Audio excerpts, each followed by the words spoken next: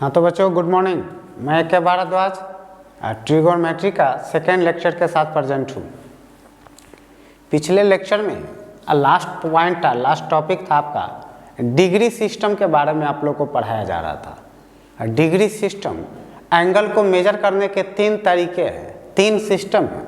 उसमें से फर्स्ट था डिग्री सिस्टम, सेकेंड था ग्रेड सिस्टम और थर्ड था रेडियन सिस्टम, जिसको आप सर्कुलर सिस्टम भी कहते हैं। और डिग्री सिस्टम में आप लोग को पढ़ाया गया कि आप एंगल को मेजर डिग्री सिस्टम में जब आप करते हैं तो डिग्री का यूज करते हैं, मिनट का यूज करते हैं, सेकंड का यूज करते हैं। जहाँ पर वन राइट एंगल का मेजर आपको 90 डिग्री बताया गया और 1 डिग्री का मीनिंग 60 मिनट्स बताया गया और 1 मिनट का मीनिंग 60 सेकेंड्स बताया गया। अब यहाँ पर ग्रेड सिस्टम के बारे में हम लोग पढ़ेंगे। नंबर सेकेंड जो है वो है आपका grade system. Grade system number second जो है वो आपका ग्रेड सिस्टम है। क्लियर है? अब यहाँ ध्यान देना है। देखिए ग्रेड सिस्टम में क्या होता है कि जब आप इस सिस्टम में आते हैं, इन this system angle is measured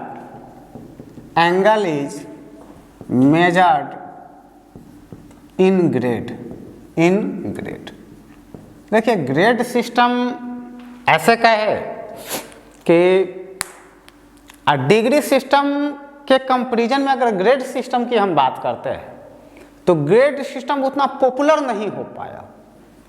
जब हम डिग्री सिस्टम के कंपैरिजन में ग्रेड सिस्टम की बात करते हैं तो ग्रेड सिस्टम उतना पॉपुलर नहीं हो पाया। खैर ये बात अलग है, आपके टॉपिक में है तो आपको पढ़ना है। In this system angle is measured in grade where, जहां पर वन राइट एंगल का मीनिंग होता है, वन राइट एंगल का मीनिंग होता है वन राइट एंगल। अब यहां समझेंगे, जैसे एक सर्कल लेते हैं तो साइंटिस्ट का कहना है कि इस सर्कल को 400 इक्वल पार्ट में डिवाइड कर दो। साइंटिस्ट का कहना है, मैथमेटिशियन का कहना है कि इस सर्कल को 400 इक्वल पार्ट में डिवाइड कर दो, 400 इक्वल पार्ट में। तो चलो 400 इक्वल पार्ट में डिवाइड करते हैं, 400 इक्वल पार्ट में इस तरह से करेंगे, 400 इक्वल पार्ट में डिवाइड करेंगे। कितने पार्ट्स में? 400 इक्वल पार्ट्स में।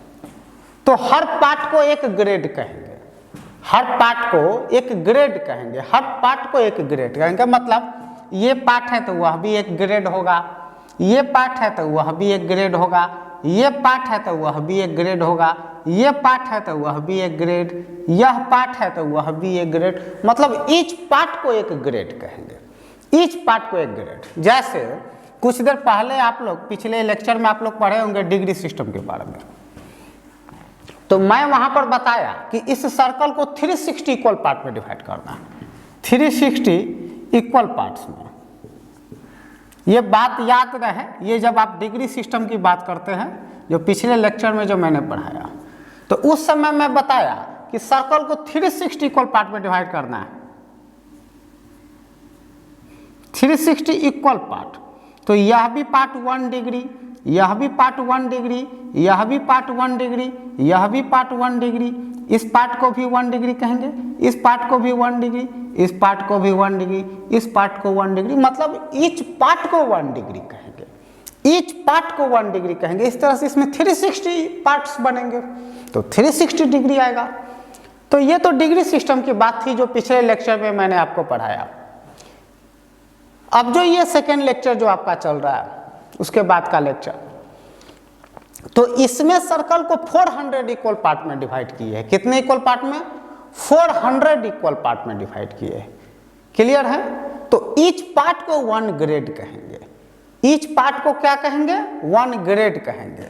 अब ये भी पार्ट 1 ग्रेड, ये भी पार्ट 1 ग्रेड, ये भी पार्ट 1 ग्रेड, ये भी पार्ट 1 ग्रेड, ये भी पार्ट 1 ग्रेड, ये भी 1 पार्ट ग्रेड। इसका मीनिंग है कि इसमें जो राइट एंगल बनेंगे वह ईच 100 ग्रेड का टेकअप करेगा। ईच राइट एंगल इसमें ईच राइट एंगल जब डिग्री सिस्टम में बना था तो ईच राइट एंगल 90 डिग्री होता था, लेकिन इसमें ईच राइट एंगल 100 ग्रेड्स होगा, 100 ग्रेड्स। 100 लिख देंगे या ऊपर में से G लिख देंगे, उसी को 100 ग्रेड्स बोलेंगे। अब फिर समझना, जब मैं डिग्री सिस्टम पढ़ाया तो बोला कि ये जो पार्ट 1 डिग्री है इसको 60 इक्वल पार्ट्स में डिवाइड करो, 60 इक्वल पार्ट्स में, तो हर पार्ट को 1 मिनट कहेंगे, हर पार्ट को 1 मिनट कहेंगे। अब यहाँ पर क्या है कि ये जो 1 ग्रेड हुआ इसको अब 100 इक्वल पार्ट में डिवाइड करेंगे। कितना इक्वल पार्ट में? 100 इक्वल पार्ट में। तो हर पार्ट को 1 मिनट कहेंगे, हर पार्ट को 1 मिनट कहेंगे। तो ये थोड़ा सा अंतर है डिग्री सिस्टम और ग्रेड सिस्टम में, यही थोड़ा सा फर्क है। तो इसको यहाँ पर हम लोग राइट करेंगे।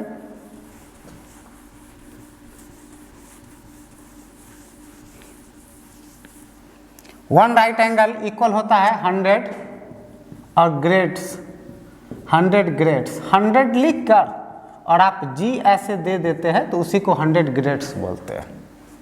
अब 1 ग्रेड में 100 मिनट्स होते हैं, 100 मिनट्स होते हैं। अब यहाँ समझना है 100 मिनट्स, देखिए 100 कुछ बुक इसको मिनट्स को ग्रेड में ऐसे लिखता है। आप ऐसे अगर ना लिख के आप ऐसे भी लिख देंगे तो चलेगा, ऐसे, है ना। मतलब मेरा कहना है कि मिनट का सिंबल ग्रेड और डिग्री दोनों के लिए सेम ही ले लेना है। हालांकि कुछ बुक ग्रेड के लिए मिनट को रिप्रेजेंट करने के लिए ऐसे लिखता है। अब 1 मिनट में 100 सेकेंड्स होते हैं, 100 सेकेंड्स। आप कुछ बुक इसको 100 और ऐसे राइट करता है, 2 डैश अपोजिट दे देता है, ऐसे ऐसे ऐसे, है ना। आप इसको ऐसे करके ऐसे भी राइट कर सकते हैं, क्योंकि ऐसे देने में बच्चे लोग को कुछ प्रॉब्लम होते रहते हैं, अपोजिट देना पड़ता है, तो आप ऐसे भी दे देंगे तो चलेगा। तो grade system, in this system angle is measured in grade where 1 right angle equal 100 grades. अब 1 ग्रेड में 100 मिनट्स होते हैं, ठीक है। अब 1 मिनट में 100 सेकेंड्स होते हैं, क्लियर है। अब बातें करते हैं थर्ड नंबर जो है रेडियन सिस्टम। अब बातें करते हैं थर्ड जो है रेडियन सिस्टम, जिसको सर्कुलर सिस्टम भी कहते हैं, जिसको सर्कुलर सिस्टम भी कहते हैं।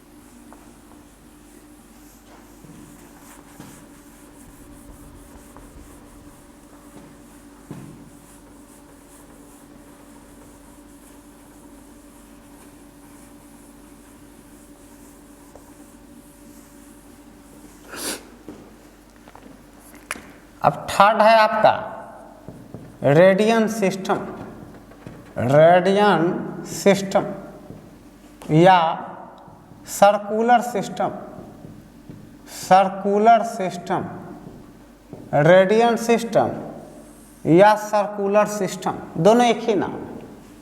In this case, in this system angle is measured, angle is measured in radian, in radian।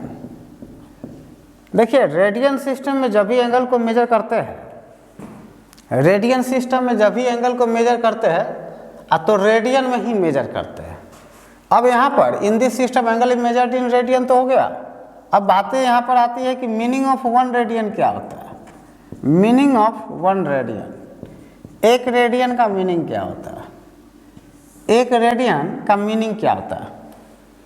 कोई यूनिट सर्कल ले लेते हैं, कोई यूनिट सर्कल मतलब जिसका रेडियस 1, कोई यूनिट सर्कल ले लेते हैं जिसका रेडियस 1 है, जिसका रेडियस 1 है। क्लियर है।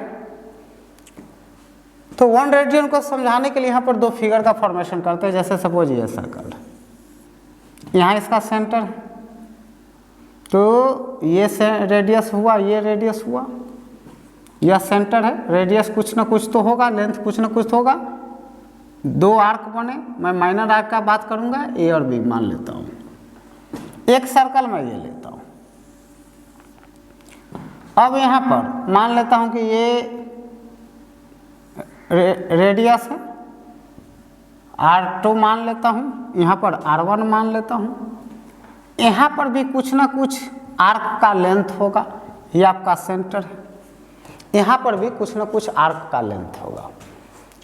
अब आर्क का लेंथ यहाँ पर अगर यूनिट सर्कल है और एंगल अगर एंटी क्लॉकवाइज गया है, दोनों में एंगल अगर एंटी क्लॉकवाइज दोनों में अगर गया है, दोनों में अगर गया है, तो अगर मैं इसको 1 यूनिट लेट कर लेता हूँ, 1 यूनिट लेट कर लेता हूँ और इसका भी लेंथ मैं 1 यूनिट लेंथ कर लेता हूँ, दोनों का लेंथ, आर्क का लेंथ भी मैं 1 यूनिट लेंथ लेट कर लिया और रेडियस का भी लेंथ मैंने 1 यूनिट लेट कर लिया, तो जो एंगल बनेंगे उसको 1 रेडियन कहेंगे, उसको 1 रेडियन कहेंगे। अब यहाँ पर आर का लेंथ इसका 1 यूनिट लेंथ लेट कर लेता हूँ, 1 यूनिट लेंथ लेट कर लिया, इसका लेंथ मैं मान लेता हूँ टी यूनिट है, मान लेता हूं कि टी यूनिट इसका लेंथ, तो वहां पर जो एंगल बनेगा वो टी रेडियन हो जाएगा। कितना रेडियन हो जाएगा? T radian. वहां पर कितना हो जाएगा? टी रेडियन, है ना, वहां पर टी रेडियन हो जाएगा, क्योंकि यहां से यहां आर्क का लेंथ मैंने टी लेट कर लिया है, टी यूनिट, यूनिट सर्कल के द्वारा, तो ये जो सेंटर पर जो एंगल बना है एंटी क्लॉक में उसको टी रेडियन कहेंगे। लेकिन यहाँ पर मैंने दोनों को 1, आर्क के लेंथ को भी मैंने 1 और रेडियस को भी मैंने 1 यूनिट लेंथ लेट कर दिया है, इसके लिए इसको 1 रेडियन, इस एंगल को 1 रेडियन कहेंगे। साइन आप -1 रेडियन का मीनिंग हो गया कि आप क्लॉकवाइज जाते हैं, निगेटिव कहने का मीनिंग है कि आप इनिशियल साइड से टर्मिनल साइड की तरफ जब आप क्लॉकवाइज जाते हैं तो निगेटिव साइड हो जाएगा, और जब आप इनिशियल साइड से टर्मिनल साइड की तरफ एंटी क्लॉकवाइज जाते हैं, और जब आप इनिशियल साइड से टर्मिनल साइड की तरफ आप एंटी क्लॉकवाइज जाते हैं तो एंगल आपका पॉजिटिव माना जाएगा, और जब इनिशियल साइड से आप टर्मिनल साइड की तरफ आते हैं, क्लॉकवाइज आते हैं, तो एंगल आपका नेगेटिव माना जाएगा। जब आप क्लॉकवाइज आएंगे तो एंगल नेगेटिव माना जाएगा, जब आप एंटी क्लॉकवाइज आते हैं तो एंगल पॉजिटिव माना जाएगा। इस दोनों फिगर में इनिशियल साइड से टर्मिनल साइड जाने के लिए आप एंटी क्लॉकवाइज गए हैं, घड़ी के सुई के विपरीत दिशा में गए हैं, इसलिए एंगल यहाँ पर पॉजिटिव माना जाएगा, एंगल पॉजिटिव माना जाएगा। तो मीनिंग ऑफ 1 रेडियन का मीनिंग हुआ सर्कल के सेंटर पर बने एंगल मतलब सेंट्रल एंगल, सर्कल के सेंटर पर बने एंगल मतलब central angle, A central angle, A central angle is called, a central angle is called 1 radian, 1 radian if length of radii equal है length of arc, length of arc, arc कहने का meaning minor arc से, minor arc से equal है 1 unit, 1 unit, तब जो circle के centre पर जो एंगल बनता है उसी सेंट्रल एंगल को 1 रेडियन कहते हैं। कहने का मीनिंग हुआ 1 रेडियन किसे कहते हैं? सर्कल के सेंटर पर बने एंगल को 1 रेडियन कहेंगे, लेकिन तब कहेंगे जब उस आर्क का भी लेंथ 1 यूनिट हो और रेडियस का भी लेंथ 1 यूनिट हो। क्लियर है? सर्कल के सेंटर पर बने एंगल को 1 रेडियन कहेंगे, लेकिन तब कहेंगे जब आर्क का भी लेंथ 1 यूनिट हो और रेडियस का भी लेंथ 1 यूनिट हो। याद रहे, वहाँ आर्क का लेंथ t है, रेडियस का लेंथ 1 यूनिट है, तो उसको एंगल को टी रेडियन कहेंगे। इस एंगल को थीटा को टी रेडियन कहेंगे, इस थीटा को 1 रेडियन कहेंगे। अगर इनिशियल साइड से टर्मिनल साइड जाने के लिए आप एंटी क्लॉकवाइज का यूज करते हैं तो एंगल पॉजिटिव माना जाएगा, लेकिन आप इनिशियल साइड से टर्मिनल साइड जाने के लिए एंटी क्लॉकवाइज का यूज करते हैं तो एंगल पॉजिटिव माना जाएगा। जो ही आप क्लॉकवाइज हुए, जैसे सपोज ये आपका सेंट्रल है, ये आपका रेडियस है और आप ऐसे रोटेट हुए, अब मान लेते हैं यह ए है, यह बी है, वह यह 1 यूनिट है, और रेडियाई, रेडियस का प्लुरल, वह भी 1 यूनिट। तो अब जो थीटा है वह 1 रेडियन तो हुआ, अमाउंट तो 1 रेडियन ही है, लेकिन वो चूंकि आप इनिशियल साइड से टर्मिनल साइड जाने के लिए क्लॉकवाइज चले गए हैं, इसलिए साइन निगेटिव हो जाएगा, -1 रेडियन, -1 रेडियन। अब देखिए यहाँ पर समझना, अब यहाँ पर समझना क्या है, रेडियन अपने आप में इतना पॉपुलर हो चुका है कि अगर किसी ट्रिग्नोमेट्रिक फंक्शन का एंगल का कोई यूनिट न दिया रहे तो उसे रेडियन समझा जाता है। और किसी एंगल का मेजर आप कहीं पर आप पढ़ते हैं या कहीं पर राइट करते हैं या लिखा हुआ मिलता है और कोई यूनिट नहीं दिया हो तो उसे रेडियन में समझा जाता है। उसे क्या चीज़ में समझा जाता है? रेडियन में। A central angle is called 1 radian if length of radii equal length of arc equal 1 unit.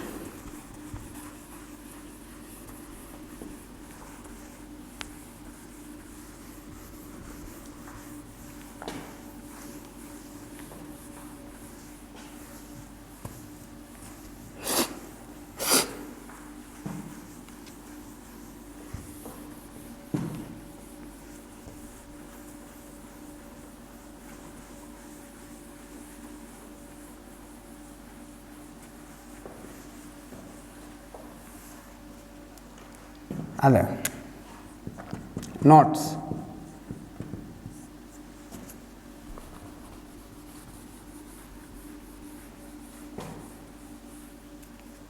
If nothing is given, if nothing is given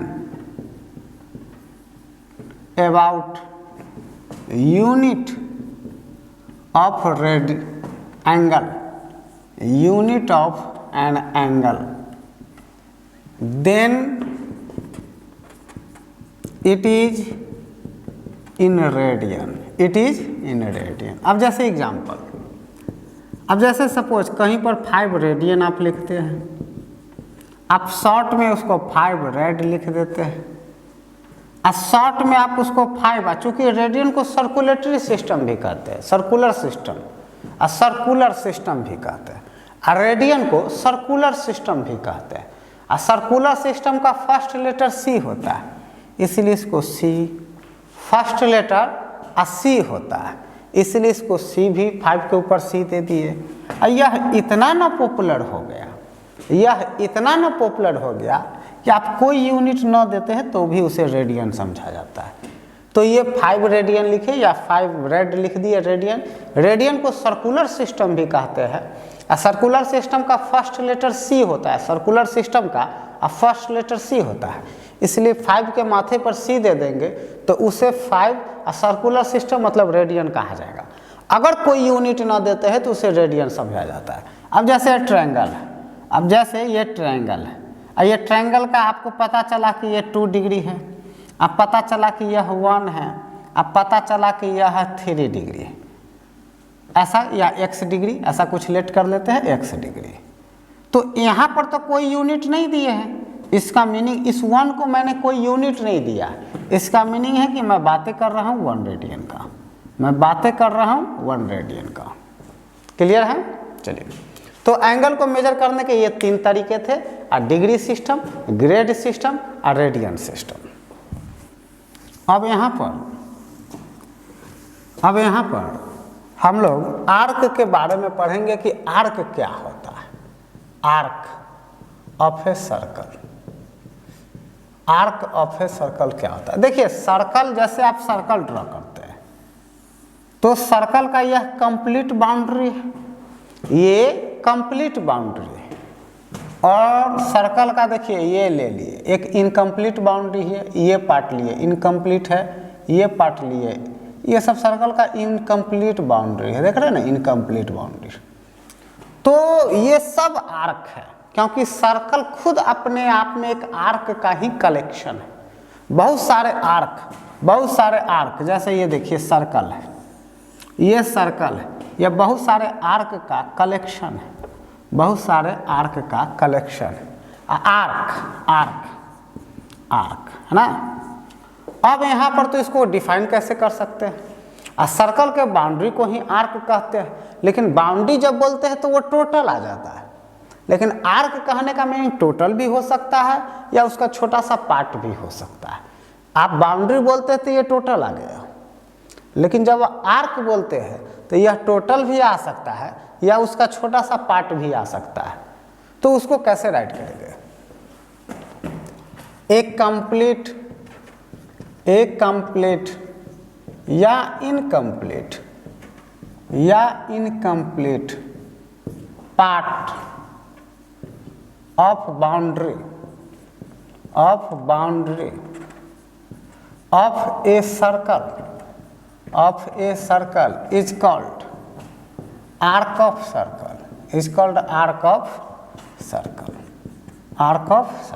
अब यहाँ पर देखिए ये सारे के सारे आर्क है।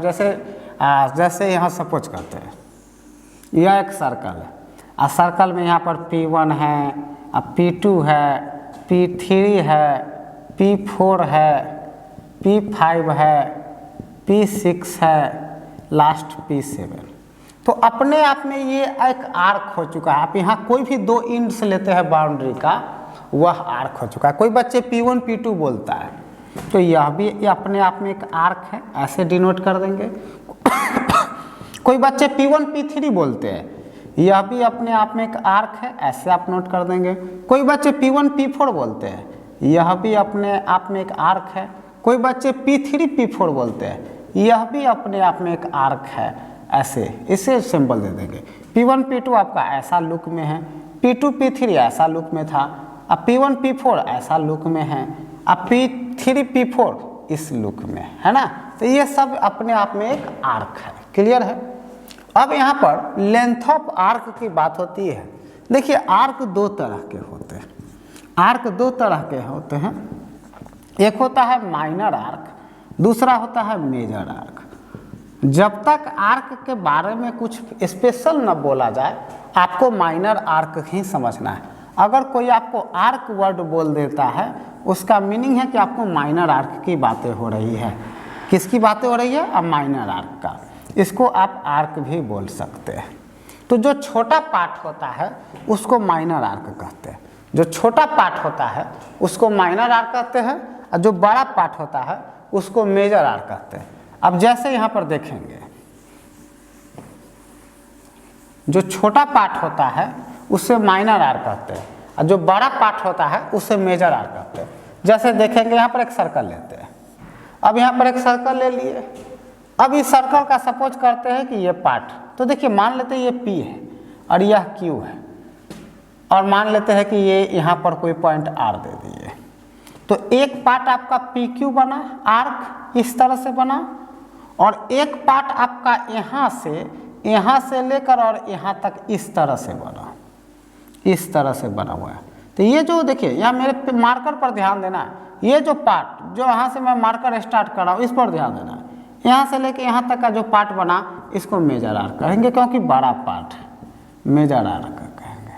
और यहाँ से मेरे मार्कर पर ध्यान देना है, यहाँ से यहाँ तक का जो आर्क बना छोटा है, इसलिए इसको माइनर आर्क कहते हैं। माइनर आर्क, या इसको आर्क भी बोलते हैं। आर्क कहने का मीनिंग माइनर आर्क से ही होता है। अब यहाँ पर लेंथ ऑफ आर्क हम लोग निकालेंगे। लेंथ ऑफ आर्क क्या होता है इसके बारे में देखेंगे। लेंथ ऑफ आर्क को हम लोग इस चैप्टर में L से डिनोट करेंगे। इस पर बहुत सारे प्रश्न भी दिए रहते हैं आपके बुक्स में। अब बहुत सारे प्रश्न भी लेंथ ऑफ आर्क से दिए रहते हैं।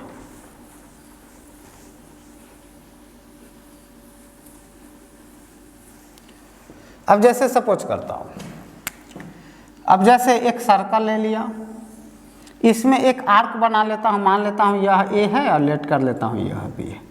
मान लेता हूँ यह आपका सेंटर है, सर्कल का सेंटर है O। यह दो सर्कल के रेडियाई है, रेडियस प्लूरल रेडियाई, ये आर्क है, और आर्क का लेंथ L है। याद रहे L जब भी मैं इस चैप्टर में बोलूँगा तो आपको समझ जाना है लेंथ ऑफ आर्क की बात हो रही है। आर का मीनिंग है यहाँ पर radius of circle, radius of a circle, radius of a circle, है ना।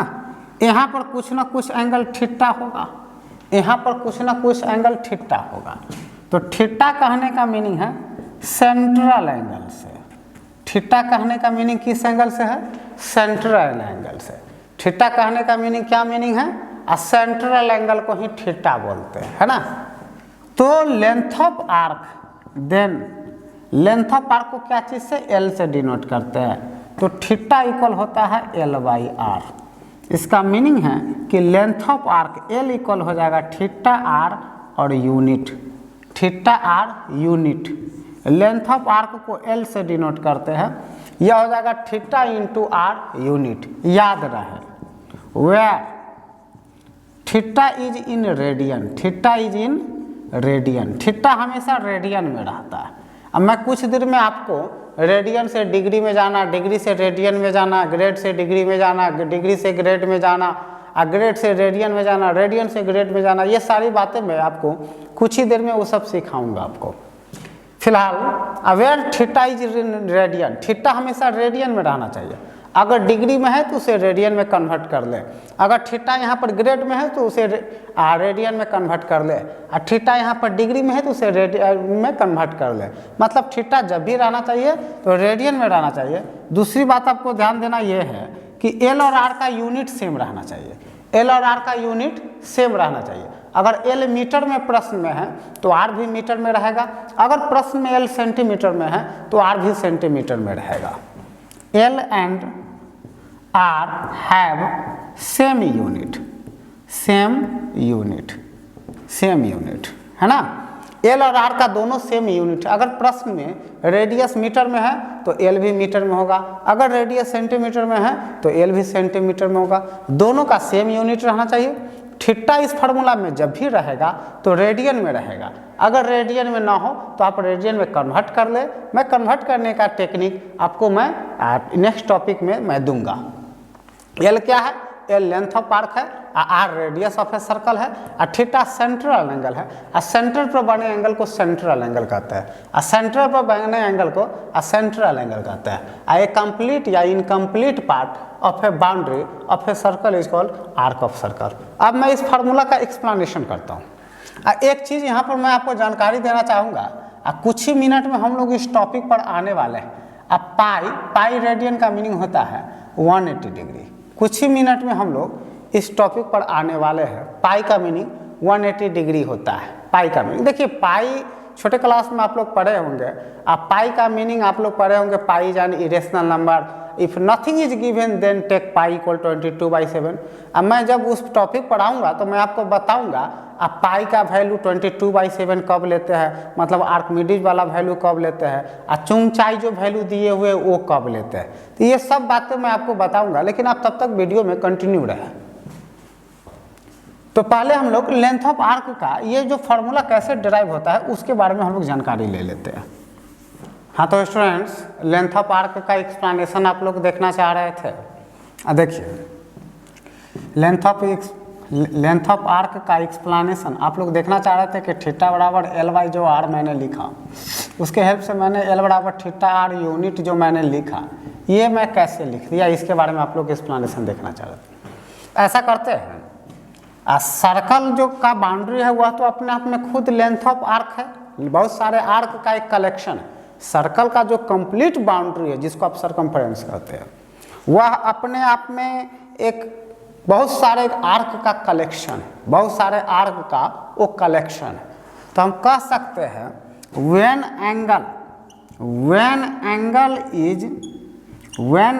Is 2 pi, when angle is 2 पाई। देखिए, पाई का मीनिंग मैं कुछ देर के लिए टॉपिक मैं अभी उस पर नहीं पहुंचा हूं, मैं आपको कुछ ही मिनट में उस टॉपिक पर लेकर चलूंगा। इसके बाद वाला सेक्टर आप पढ़ लेंगे, उसके बाद हम लोग इस टॉपिक पर आवेंगे। तब तक के लिए 5 मिनट के लिए आपको याद रखना है, पाई का मीनिंग 180 डिग्री होता है। अब पाई के बारे में आपको बताया जा रहा था, पाई इरेशनल नंबर होता है, उसका वैल्यू आप अप्रॉक्स वैल्यू उसका 22/7 लेते हैं। आर्किमिडीज दिए हुआ है, फिर पाई के बारे में चुंगचाई भी दिए हुए हैं, लेकिन हम लोग उस टॉपिक पर आवेंगे। पहले हम लोग जिस तरफ निकल चुके हैं उसको कंप्लीट कर लेते हैं। When angle is 2 pi, when angle is 2 pi then length of arc क्या हो जाएगा? लेंथ ऑफ आर्क, ऐसा करते हैं, इधर से राइट करते हैं, when angle is 2 pi then length of arc क्या होगा, लेंथ ऑफ आर्क क्या होगा।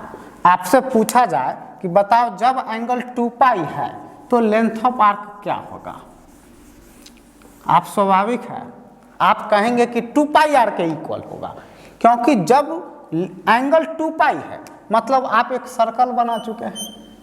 2 पाई तो एंगल सर्कल में ना बनता है, तो जब एंगल 2 पाई है, पाई का मीनिंग 180, तो 2 पाई का मीनिंग कितना होगा, 2 से इसमें मल्टीप्लाई कर देंगे 360 डिग्री, 2 पाई का मीनिंग हो गया 360 डिग्री। पाई का मीनिंग होता है 180 डिग्री, तब तक के लिए आपको याद रखना है, पाई का मीनिंग होता है 180 डिग्री, तो 2 पाई का मीनिंग क्या होगा 360 डिग्री, 2 पाई का मीनिंग हो गया 360 डिग्री। तो जब एंगल 2 पाई है मतलब जब एंगल 360 डिग्री है तो लेंथ ऑफ आर्क क्या होगा, तो 360 डिग्री कह रहा है, इसका मीनिंग कि एक सर्कल का फॉर्मेशन हो रहा है।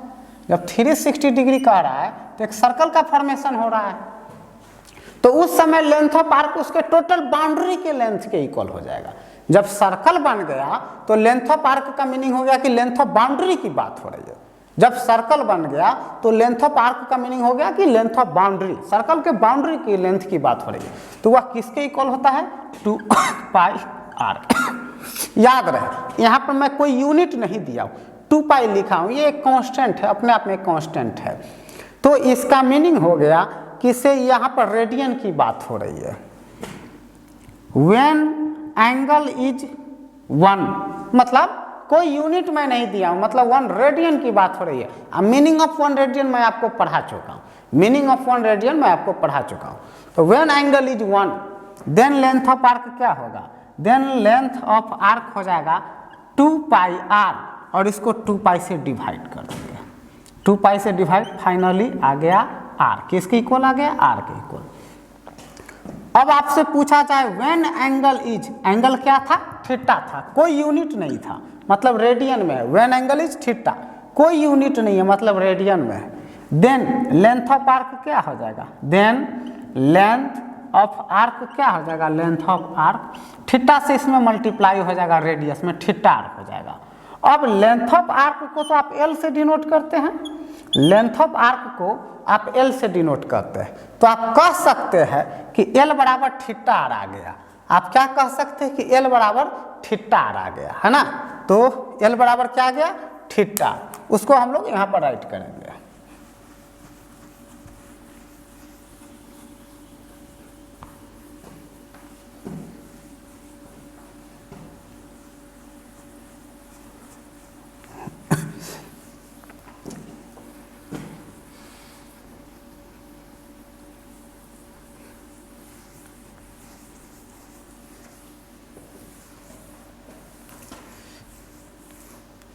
तो लेंथ ऑफ आर्क को क्या चीज से डिनोट करते हैं, एल से। तो एल इक्वल आ चुका है theta into R, theta into R किसी चीज का लेंथ है, आर्क का लेंथ है उतना यूनिट। याद रहे एल और R have same unit, length of arc और रेडियस हैव सेम यूनिट, दोनों का सेम यूनिट होगा। अगर यह मीटर में है तो यह भी मीटर में होगा, और एल सेंटीमीटर में है तो आर भी सेंटीमीटर में होगा। अगर आर मीटर में है तो एल भी मीटर में होगा, आर सेंटीमीटर में है तो एल भी सेंटीमीटर में होगा। और थीटा जब भी रहेगा तो रेडियन में रहेगा, थीटा जब भी रहेगा तो रेडियन में रहेगा। तो ये लेंथ ऑफ आर्क निकालने का फॉर्मूला डिराइव हो चुका है। अब हम लोग सेक्टर के बारे में पढ़ेंगे। इस टॉपिक से भी आपके चैप्टर में, फर्स्ट चैप्टर में इस टॉपिक से भी प्रश्न दिए रहते हैं, बहुत सारे प्रश्न आपके डिफरेंट बुक्स में दिए रहते हैं सेक्टर पर भी। तो हम लोग सेक्टर के बारे में पढ़ेंगे, फिर हम लोग टॉपिक को आगे बढ़ाएंगे।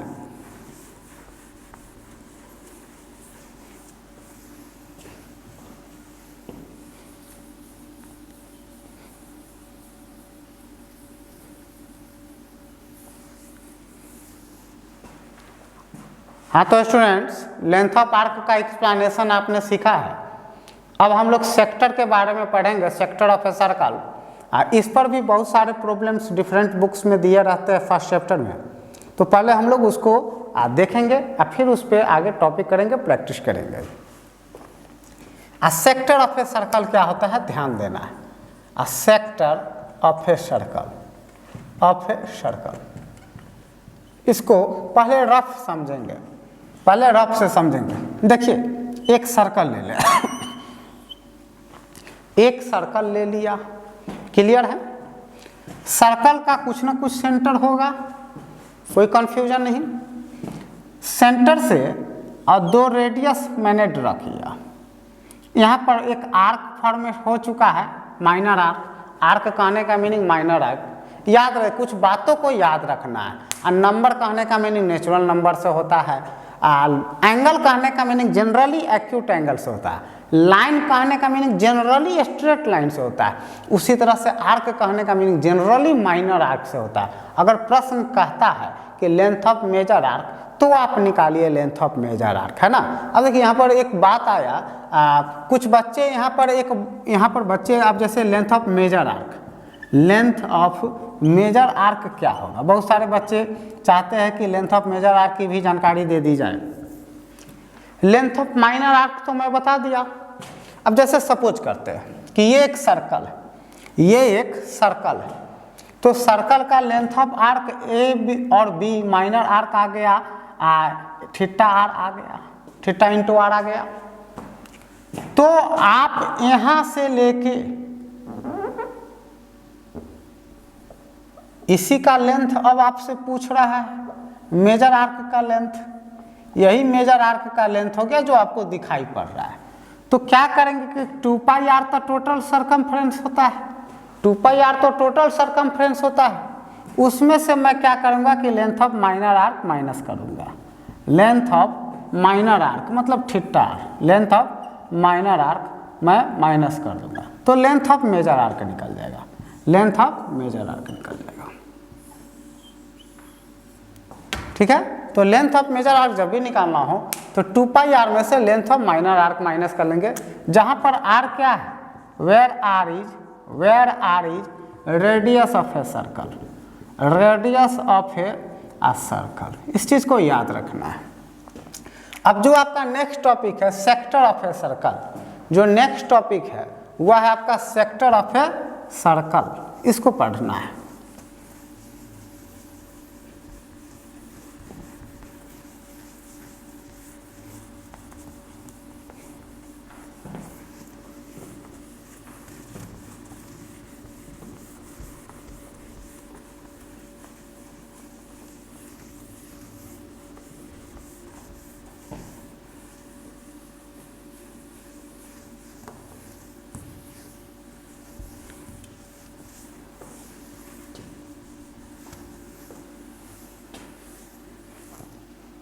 सेक्टर ऑफ ए सर्कल, देखिए इसको रफ से आप समझेंगे। एक सर्कल मैंने ड्रॉ कर लिया और एक सेंटर ले लिया सर्कल का, और सेंटर से 2 रेडियाई मैंने ड्रॉ किया। यह ए है, यह बी है, तो माइनर आर्क हो गया। ठीक है, अब यहाँ पर देखिए ये कुछ ना कुछ तो एंगल थीटा बनाया होगा, और देखिए यही सेक्टर हो गया। ओ ए बी जो पार्ट है यही सेक्टर है। इसको अगर मैं कट पीस इसका दिखाऊं तो इसका कट पीस ऐसे है, इसका कट पीस जो लुक दिख रहा है मुझे वह इस तरह से दिख रहा है। यही सेक्टर हो गया, जहाँ पर वो आपका सेंटर है और ए बी जो है वह माइनर आर्क को रिप्रेजेंट करता है। अब माइनर आर्क को इस फिगर में रिप्रेजेंट कर रहा है ए बी, है ना। तो ये जो पार्ट है यही आपका सेक्टर हो गया।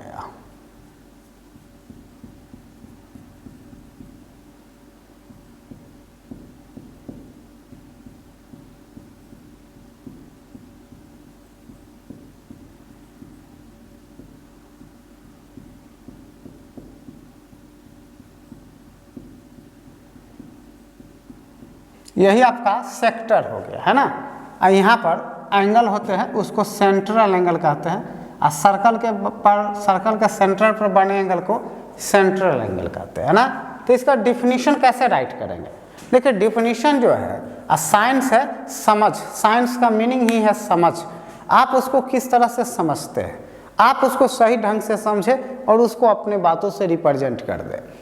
तो यहाँ पर जो सेक्टर का जो मीनिंग निकल रहा है वह निकल रहा है कि 2 रेडियस और एक आर्क से घिरे पार्ट को सेक्टर कहते हैं। दो रेडियस और एक आर्क से घिरे पार्ट को सेक्टर कहते हैं। दो रेडियस और एक आर्क से घिरे पार्ट को सेक्टर कहते हैं। तो इसी को हम लोग यहाँ पर राइट करेंगे, a part of circle bounded by to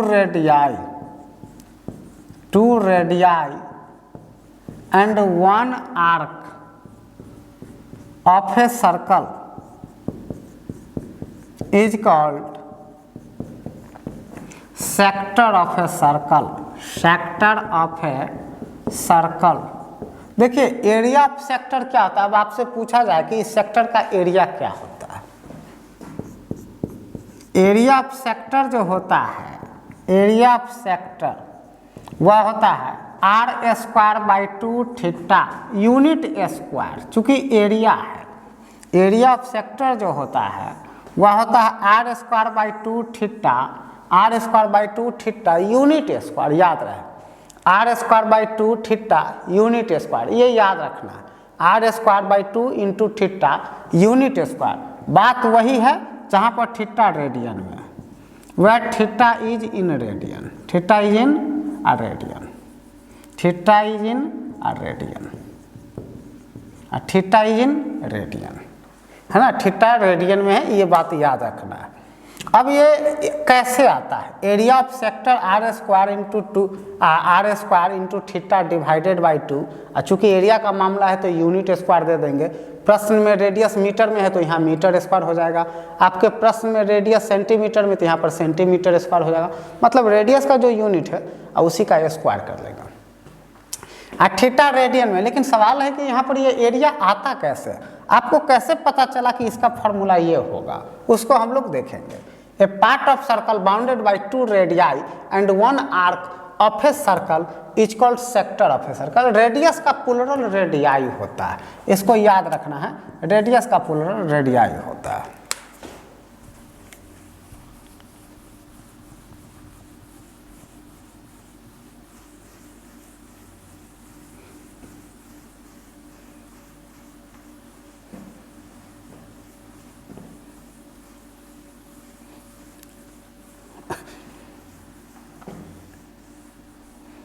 अब एक्सप्लेनेशन हम लोग इसका करेंगे, ध्यान देना है। एक्सप्लेनेशन की तरफ आप निकल चुके हैं।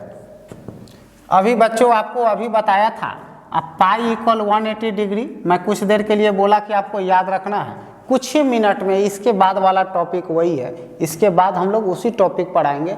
अब पाई इक्वल 180 डिग्री कैसे होता है इसको प्रूफ करके आपको बताएंगे। फिलहाल आपको याद रखना है पाई इक्वल 180 डिग्री। तो आप स्वाभाविक है यहाँ पर कि आप 2 पाई का मीनिंग 360 डिग्री कह देंगे। तो जब आपसे पूछा जाए व्हेन एंगल इज 2 पाई मतलब 360 डिग्री, तो एरिया क्या होगा।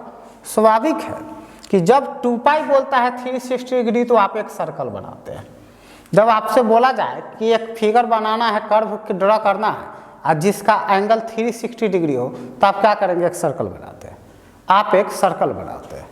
तो व्हेन एंगल इज 2 पाई तो सर्कल बनाते हैं, मतलब उसका एरिया कितना होता है, पाई आर स्क्वायर होता है। सर्कल का एरिया कितना होता है, pi are square unit square होता है।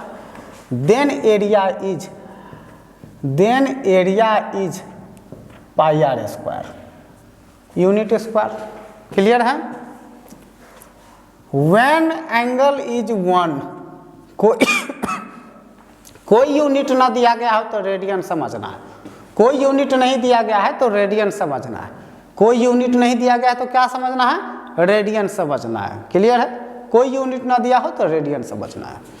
तो when angle is 1 radian then area कितना हो जाएगा, एरिया आपका हो जाएगा पाई आर स्क्वायर में आप इस 2 पाई से डिवाइड कर देंगे। क्लियर है। अब व्हेन एंगल क्या था, सेंट्रल एंगल क्या था, theta radian. When angle is theta तो क्या होगा, देन एरिया कितना हो जाएगा, देन एरिया इक्वल हो जाएगा pi are square by 2 pi into theta. Pi से पाई गायब हो गया और देखिए आपके पास क्या बच गया, आपके पास बच गया R square by 2 into theta unit square. चूंकि एरिया का मामला है, देखिए यही चीज़ आया था कि नहीं, यही चीज़ ना आया था एक्सप्लेनेशन में, है ना। तो उम्मीद करता हूँ कि आप लोग अच्छे ढंग से समझ चुके हैं और काफ़ी सिस्टमेटिक ढंग से पढ़ा रहा हूँ। आप इसका बेनिफिट उठाइए, खूब बेनिफिट उठाइए इसका। चलिए नेक्स्ट टॉपिक में चलते हैं।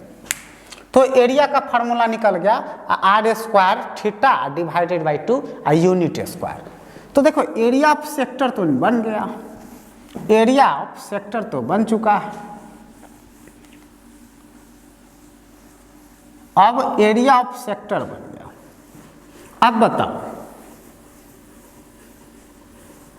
अब बताओ इस पार्ट का एरिया क्या होगा।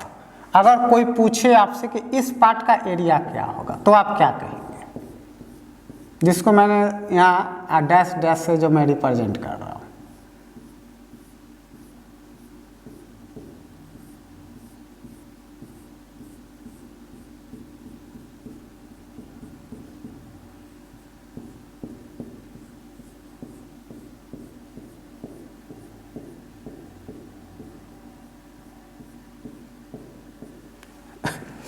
इस पार्ट का एरिया क्या होगा, स्वाभाविक है इसका एरिया होगा, total area pi are square है और उसमें से इस रिजल्ट को माइनस कर लेंगे आर स्क्वायर थीटा बाई 2 को, इतना यूनिट स्क्वायर, है ना, उस पार्ट का एरिया हो गया, है कि नहीं।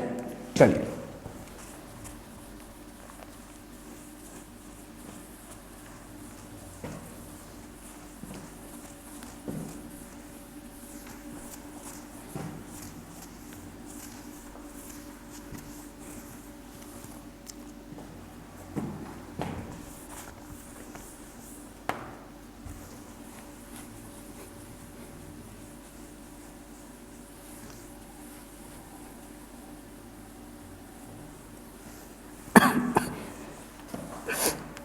अब यहाँ पर ध्यान देना है, वन कंप्लीट रिवॉल्यूशन का मीनिंग समझ लेना है आप लोग को।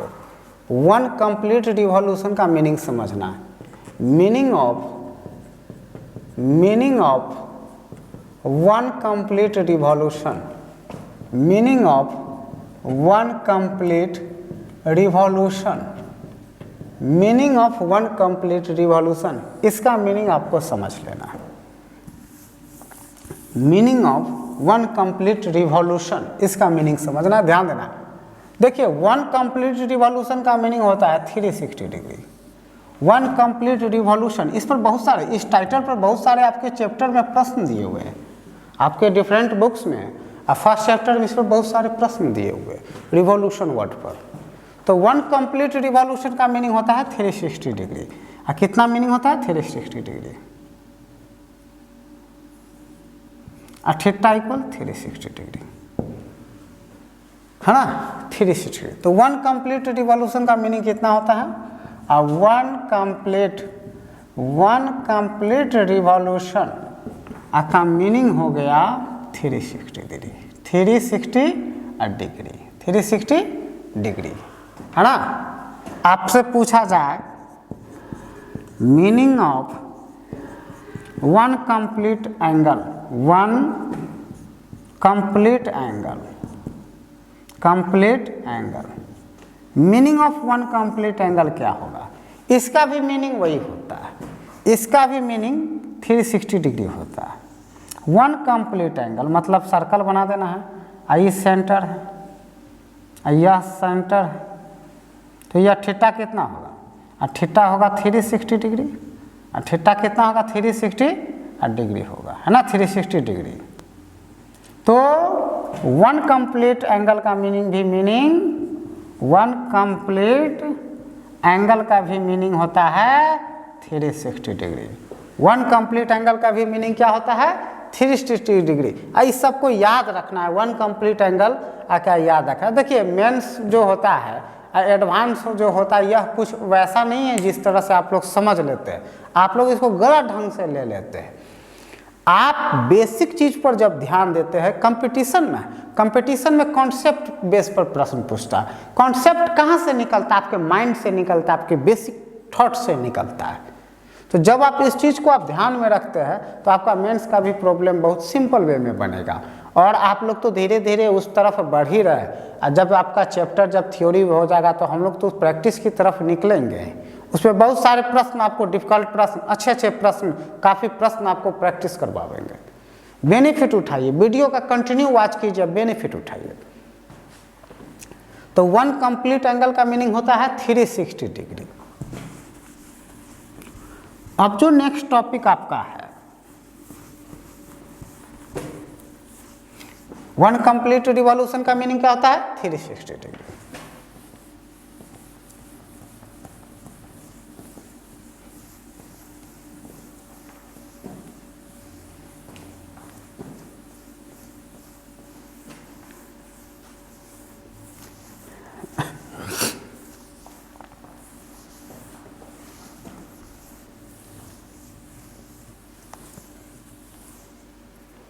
अब देखिए यहाँ ध्यान देना है, रिलेशन बिटवीन, आप लोग इसीलिए ना हल्ला कर रहे थे, रिलेशन बिटवीन डिग्री पाई और 180 डिग्री, मतलब रेडियन और डिग्री में आप लोग रिलेशन जानना चाह रहे थे।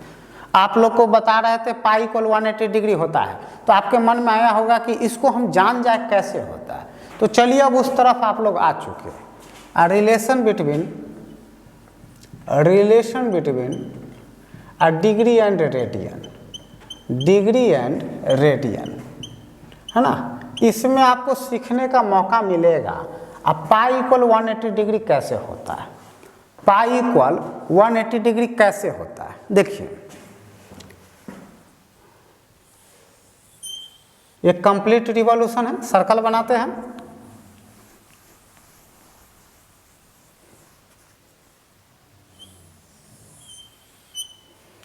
यह सेंटर हो गया, यह आपका थीटा हो गया, थीटा। तो कंप्लीट रिवॉल्यूशन है तो 360 डिग्री होगा। आप सब जान चुके हैं वन कंप्लीट रिवॉल्यूशन का मीनिंग होता है, वन कंप्लीट रिवॉल्यूशन जो होता है वह होता है 360 डिग्री। वन कंप्लीट रिवॉल्यूशन होता है 360 डिग्री, है ना। लेकिन यहाँ पर वन कंप्लीट रिवॉल्यूशन को हमने थीटा लेट कर लिया है। यहाँ पर वन कंप्लीट रिवॉल्यूशन को हमने क्या लेट कर दिया है? थीटा लेट कर लिया है। तो इसके प्लेस पर हम लोग वन कंप्लीट रिवॉल्यूशन के प्लेस पर थीटा रख लेंगे, और थीटा का मेजर आ गया 360 डिग्री।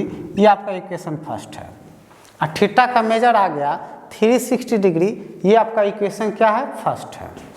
लेकिन जब आप बात करते हैं बट इन रेडियन, जब आप बात करते हैं रेडियन में, बट इन रेडियन, जब रेडियन में बात करते हैं तो याद कीजिए आपको बताया था एल बराबर थीटा। तो थीटा बराबर आप क्या लिख सकते हैं? L by R. यहाँ से आप लिख सकते हैं थीटा बराबर क्या लिख सकते हैं? L by R. तो थीटा बराबर आप लिखते हैं एल बाई आर। थीटा बराबर एल मीनिंग क्या? Length of arc, length of arc. तो थीटा तो 360 है, मतलब टोटल एक सर्कल बन गया। थीटा का मेजर 360 है, मतलब एक सर्कल बन गया। तो इस केस में लेंथ ऑफ आर्क जो होगा वह 2 पाई आर के इक्वल होगा। और जब रेडियन में बात करते हैं, और रेडियन में जब बात करते हैं तो ये आपको पढ़ाया हूँ, अभी पढ़ाया हूँ लेंथ ऑफ आर्क में। एल बराबर थीटा आर बताया, एल बराबर आप लोग को थीटा इंटू आर बताया। तो वहाँ से हमने थीटा का वैल्यू निकाल लिया एल बाई आर, और जहाँ पर एल का मीनिंग लेंथ ऑफ आर्क है, आर का मीनिंग रेडियस है, और थीटा का मीनिंग सेंट्रल एंगल है ना, सेंट्रल एंगल। अब यहाँ पर जब बात करते हैं थीटा बराबर एल बाई आर जो राइट किए, तो थीटा यहाँ पर आपने 360 जिसको मैंने कुछ देर पहले आपको 2 पाई बता रहा था, कुछ देर पहले मैंने आपको 2 पाई बता रहा था। लेकिन उस वक्त मैं बता रहा था कि तब तक आप सपोज कर ले, मैं कुछ देर में इसको प्रूफ करके बताऊंगा।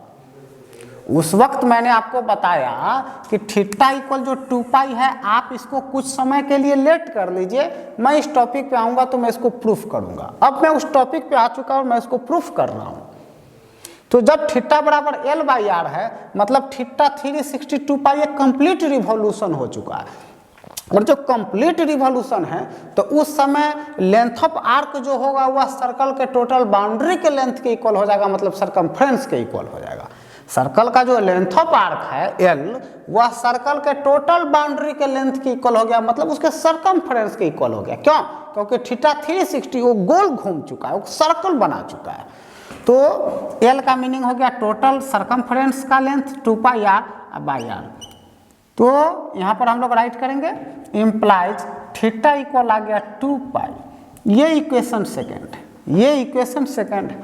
अब आप देख रहे हैं कि इसका भी LHS, इक्वेशन फर्स्ट का भी LHS थीटा, इक्वेशन सेकेंड का भी LHS थीटा, इक्वेशन फर्स्ट का भी LHS थीटा है, इक्वेशन सेकेंड का भी LHS थीटा है। तो क्या कहेंगे, फर्स्ट एंड सेकेंड से क्या मिला आपको, फर्स्ट एंड सेकेंड से। मैथ कहता है कि जब LHS दोनों के बराबर है तो दोनों इक्वेशन के RHS भी बराबर होंगे। जब दो इक्वेशन के LHS बराबर है तो दोनों इक्वेशन के RHS भी बराबर होगा। तो क्या होगा, 2 पाई जो होगा वह निकल गया किसके इक्वल हो गया, 360 डिग्री का। 360 डिग्री इसका मीनिंग है कि पाई किसके इक्वल होगा, 2 से डिवाइड कर दीजिए, 2 से डिवाइड कर दीजिए 180 डिग्री, है ना।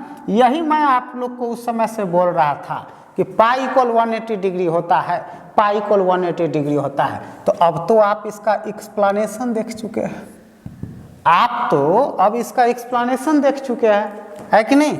तो ये सब याद रखना, काफ़ी इम्पोर्टेंट टॉपिक ये सब है। ट्रिगो की शुरुआत हुई है, आप यहाँ से इसको अच्छे ढंग से पढ़ाई करते हैं तो ट्रिगो आपको बहुत आसानी से समझ में आ जाएगा, सिंपल वे में आप उसको समझेंगे और काफ़ी स्ट्रांग हो जाएगा। चाहे वो आपका बोर्ड लेवल की क्लासे हो या आपके कंपटीशन लेवल की क्लासे हो, आपके टारगेट लेवल की क्लासे हो, है ना, और सारा इसमें कंप्लीट हो जाएगा।